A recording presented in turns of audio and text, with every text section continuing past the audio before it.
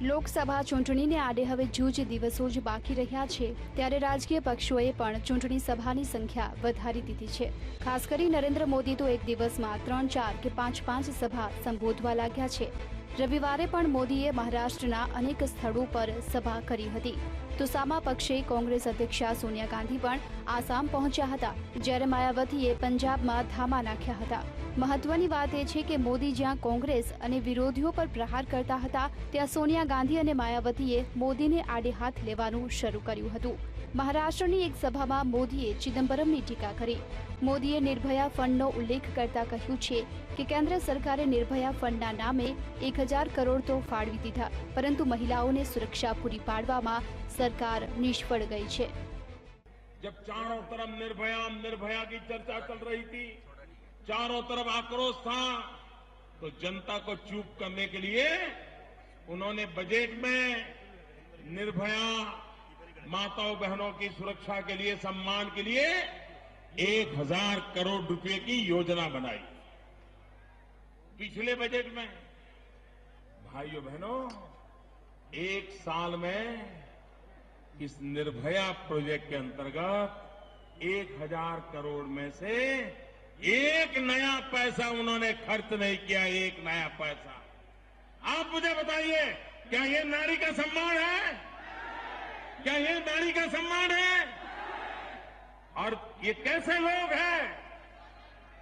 आपकी आंख में फिर धूल झोंक रहे हैं। इस बजट में फिर वही गाना गाया।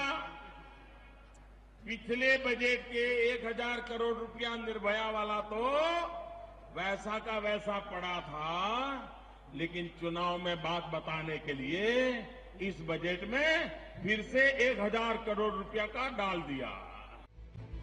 મોદી પોતાની દરેક સભાઓમાં રાહુલ ગાંધીને શહેજાદા કહેવાનું ચૂકતા નથી।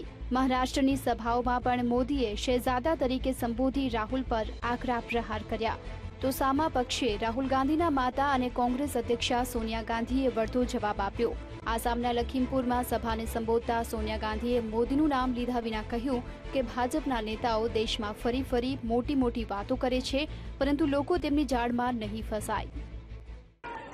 आजादी के बाद भी देश को बनाने में रचनात्मक कार्यों में सहयोग करने की बजाय इन्होंने सिर्फ आलोचना करने, अफवाहें फैलाने और झूठे इल्जाम लगाने का ही काम किया है।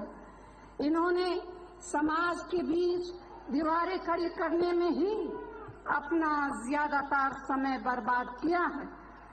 हमारे देश की गंगा जमुना तहजीब को मजबूत करने की बजाय उसे कमजोर करने का काम किया है और आज भी इसी काम में लगे हैं। आज हमारे विरोधी भाजपा एजेपी के लोग देश भर में घूम घूम कर अपनी तारीफ के पुल बांध रहे हैं, बड़ी बड़ी बातें कर रहे हैं, लेकिन उनसे पूछना चाहिए कि जब केंद्र और यहाँ इस राज्य में उनकी सरकारें थी तब उन्होंने आपके लिए और देश के लिए क्या किया है। સોનિયા ગાંધીની માફક બહુજન સમાજવાદી પાર્ટીના વડા અને ઉત્તર પ્રદેશના ભૂતપૂર્વ મુખ્યમંત્રી માયાવતીએ પણ પોતાના નિશાને મોદીને જ લીધા। बीजेपी के पीएम पद के उम्मीदवार श्री नरेंद्र मोदी का अपनी जनसभाओं में बार बार इस बात को दोहराना कि केंद्र में बीजेपी की सरकार के बनते ही फिर यहाँ अपने देश की बिगड़ी हुई हालत बहुत जल्दी ही सुधर जाएगी, इस बात का ये बार बार गुणगान करते हैं।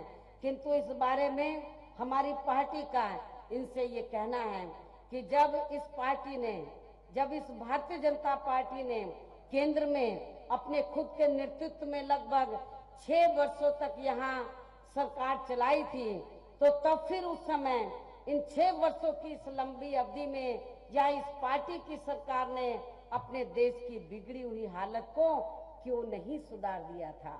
लेकिन इसका जवाब भी आसानी से इस पार्टी के नेता नहीं दे पाते हैं। મોદી, સોનિયા ગાંધી અને માયાવતી સહિત અન્ય કેટલાક મોટા નેતાઓએ પણ પોતાની સભાઓથી રવિવારને સુપર સન્ડે બનાવી દીધો. ત્યારે આગામી થોડા સમય માટે આવો જ ગરમાગરમ માહોલ જોવા મળશે. VTV bureau.